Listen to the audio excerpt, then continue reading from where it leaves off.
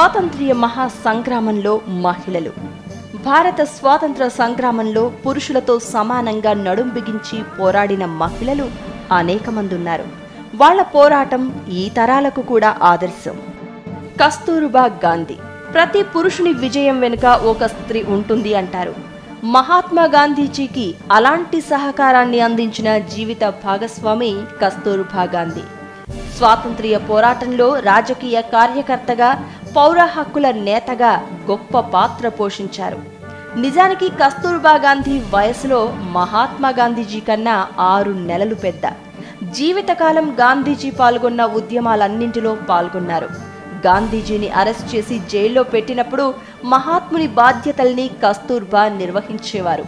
దక్షిణాఫ్రికాలో భారతీయులపై సాగుతున్న వర్ణ వివక్షకు వ్యతిరేకంగా పోరాడి జైలు జీవితాన్ని కూడా అనుభవించారు. మహిళల్లో చైతన్యం పెంచడానికి, స్త్రీలపై జరుగుతున్న అన్యాయాలను అరికట్టడానికి ఆమె విశేష కృషి చేశారు.